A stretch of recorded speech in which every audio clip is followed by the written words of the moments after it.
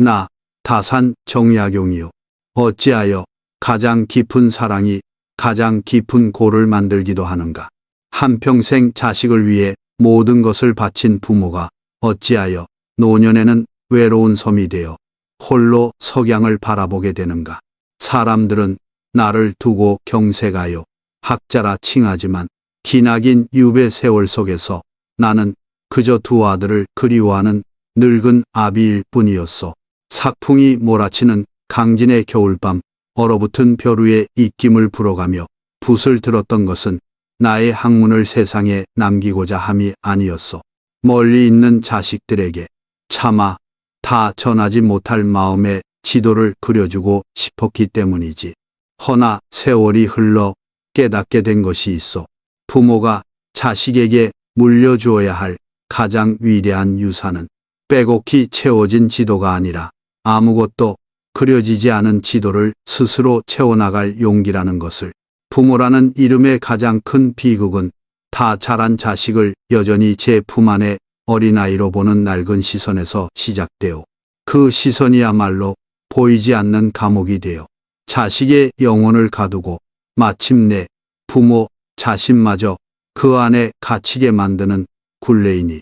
나는 귀양살이 중에도 아들들에게 편지를 붙이며 농사짓는 법부터 시작해 벗을 사기는 도리, 심지어는 가산을 관리하는 법까지 세세히 일러주었소. 그것이 아비된 자의 책무라 믿었기 때문이요. 나의 경험과 지혜가 너희들의 삶의 단단한 주춧돌이 되기를 바랐지. 그러나 돌이켜보면 나의 열심 속에는 하나의 어두운 그림자가 있었소. 바로 나는 너희보다 더 오래 살았고 더 많이 안다는 은밀한 교만이었지. 이 교만이야말로 부모가 저지르는 가장 흔하고도 치명적인 실수요. 자식은 부모의 소유물이 아니며 부모의 삶을 반복하기 위해 태어난 존재도 아니요. 그들은 그들만의 하늘을 향해 날아올라야 할 새로운 새이며 그들만의 바다를 향해 흘러가야 할 새로운 강물이지. 부모의 역할은 날갯짓하는 법을 잊게 할 만큼 먹이를 물어다 주는 것이 아니라 거친 바람에도 꺾이지 않고 날아오를 수 있도록 멀리서 지켜보며 믿어주는 것임을 나는 너무 늦게 깨달았소. 자식이 20살이 넘으면 부모는 더 이상 가르치는 스승이 아니라 함께 길을 묻는 도반도반이 되어야 하오. 옛 지혜를 일방적으로 설파하기보다 새로운 시대의 지혜를 자식에게 겸허히 물을 주라는 부모만이 늙어서 외롭지 않을 것이요. 말의 무게에 대해 생각해 보오. 내가 쓴 목민심서는 결국 백성을 대하는 목민관의 마음가짐과 언행을 다룬 책이요. 하물며 한평생을 함께하는 자식에게 건네는 말 한마디의 무게는 어떻겠소. 많은 부모들이 사랑이라는 이름으로 무심코 칼날 같은 말을 던지오. 다 너를 위해서 하는 말이다 라는 방패 뒤에 숨어서 자식의 가슴에 씻을 수 없는 상처를 새기지. 잔소리는 썩은 동아줄과 같아서 자식을 올바른 길로 이끌기는커녕 옴짝달싹 못하게 묶어둘 뿐이요. 비교하는 말은 독약과 같소. 누구네 자식은 이렇다는데 하는 말 한마디가 자식의 마음에 열등감이라는 평생의 병을 심는 것이요. 자식은 다른 이와 비교되기 위해 태어난 것이 아니라 세상에 단 하나뿐인 고유한 존재로서 존중받기 위해 태어난 것임을 잊지 마시오. 진정한 사랑의 언어는 화려한 미사여구가 아니오. 그저 따뜻한 눈빛으로 잠잠히 들어주는 것. 네가 어떤 선택을 하든 나는 네 편이다 라고 말해주는 굳건한 믿음. 그것이야말로 자식의 영혼을 살게 하는 힘이요. 혀끝에서 나오는 가르침이 아니라 가슴속 깊은 곳에서 우러나오는 신뢰를 보여주시오. 내 자식이라는 생각, 그것이야말로 모든 굴레의 시작이요. 그 생각은 자식을 독립된 인격체로 보지 않고 나의 연장선 혹은 나의 소유물로 여기게 만들지. 그리하여 자식의 성공은 곧 나의 성공이 되고 자식의 실패는 곧 나의 실패가 되어버리오. 나는 한때 정조 임금의 총애를 받던 신하였으나 하루아침에 역적이 되어 강진으로 내쳐졌소. 나의 실패는 가문을 패족거이의 나락으로 떨어뜨렸지. 그때 나는 자식들에게 떳떳하지 못한 아비였소. 나의 실패가 너희들의 앞길에 지울 수 없는 몽해가 될까봐 밤새 잠 못 이루었소. 그러나 유배지의 흙바닥에서 비로소 깨달았소. 내가 자식들에게 물려주어야 할 것은 번성했던 가문의 영광이 아니라 이 모든 것이 무너진 폐허 속에서도 다시 일어서려는 아비의 꺾이지 않는 의지라는 것을. 부모가 자식의 삶을 대신 살아줄 수는 없어. 자식의 인생에 닥쳐올 비바람을 모두 막아줄 수도 없지. 부모가 해줄 수 있는 유일한 것은 비바람을 맞는 법을 스스로 터득하도록 믿고 기다려주는 것이요. 자식의 실패를 두려워하지 마시오. 넘어져 본 자만이 굳건히 일어서는 법을 배울 수 있어. 실패야말로 인간을 완성시키는 마지막 불길이니 자식의 삶에 겹방살이하지 마시오. 많은 부모들이 자식이 성장한 후에도 그들의 삶을 기웃거리며 자신의 존재 이유를 찾으려 하오. 자식의 결혼, 자식의 직장, 손주의 양육까지 사사건건 개입하며 자신의 영향력을 확인하려 들지. 그러나 그것은 공허한 메아리일 뿐이요.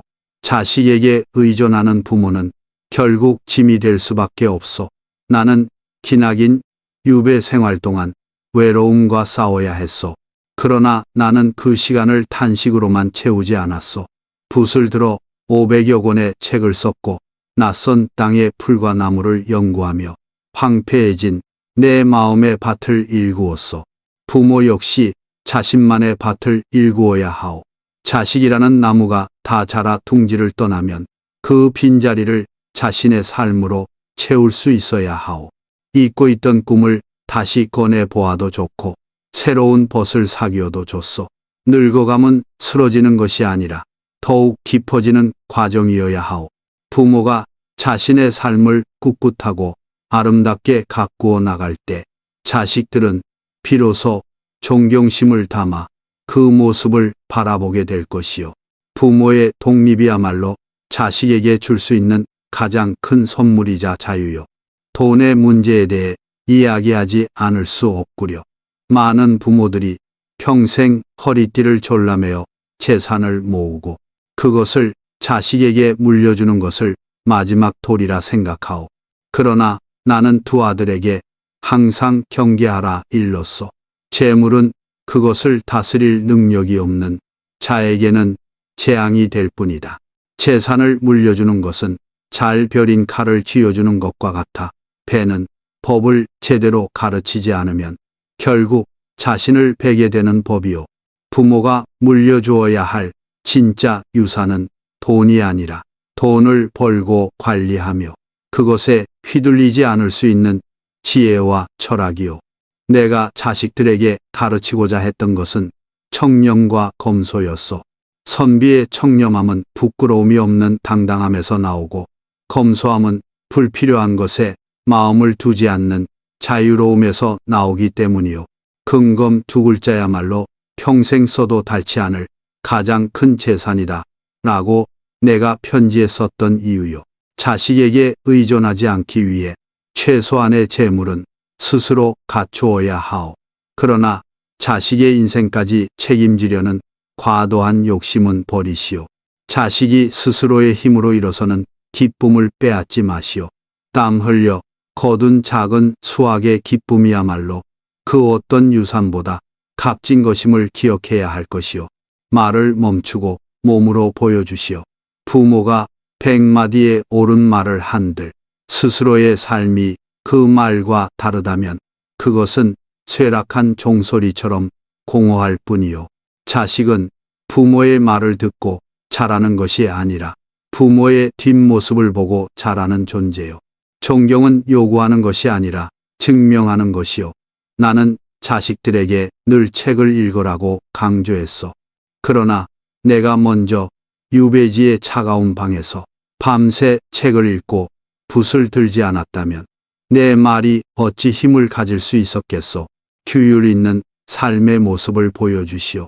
아침에 정해진 시간에 일어나고 자신의 주변을 정갈히하며 작은 약속이라도 반드시 지키는 모습을 보여주시오.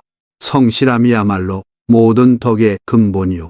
부모의 성실한 하루하루가 쌓여 자식에게는 평생의 지침이 되는 법이지. 단순함의 미덕을 가르치시오. 세상은 갈수록 복잡해지고 현란한 것들로 우리를 유혹하지만 삶의 본질은 의외로 단순한 곳에 있어. 소박한 밥상에 감사하고 작은 생명의 소중함을 알며 불의에 타협하지 않는 고든 마음을 지키는 것. 부모가 그러한 삶의 태도를 견지할 때 자식은 화려함이 아닌 가치 있는 것을 좇는 사람으로 성장할 것이요. 때로는 침묵이 가장 깊은 가르침이 될 때가 있어. 자식이 잘못된 길을 가는 것처럼 보일 때 부모의 마음은 타들어가는 듯 조급해지기 마련이지.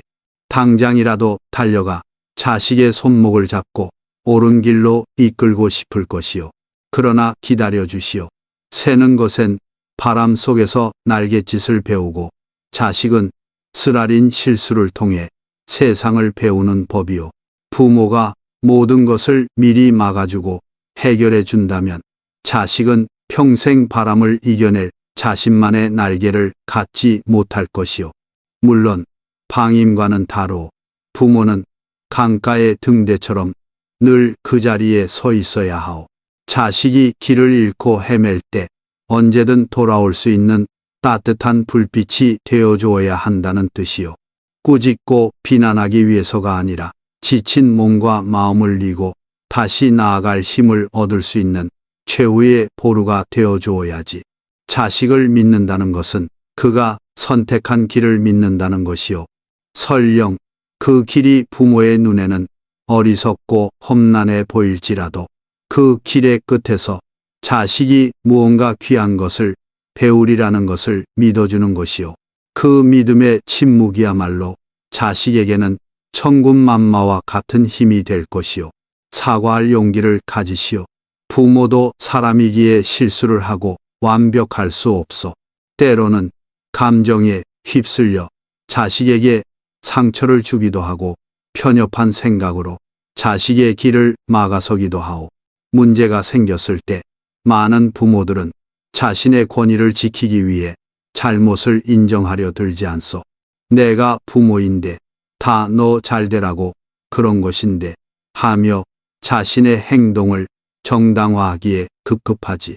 그러나 무너진 신뢰는 권위로 다시 세울 수 없어.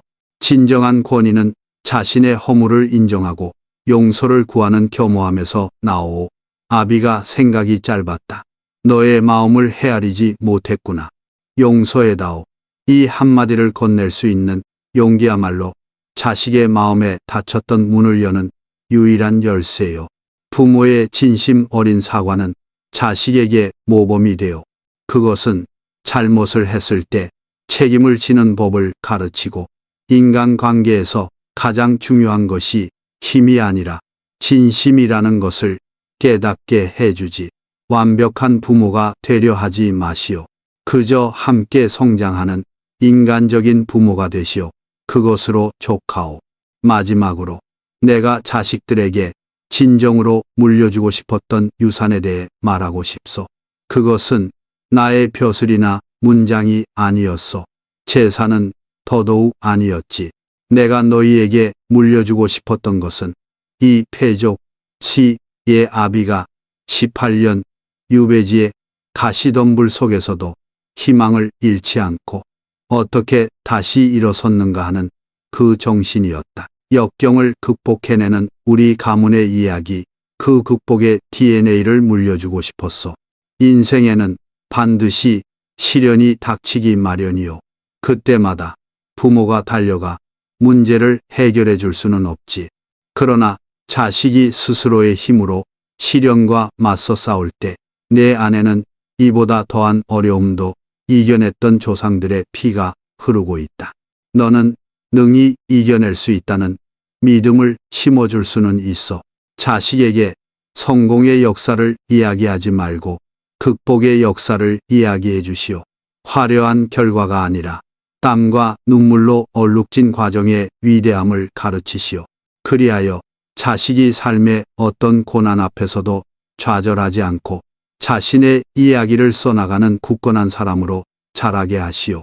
그것이야말로 부모가 자식에게 줄 수 있는 가장 위대하고 영원한 선물이 될 것이요.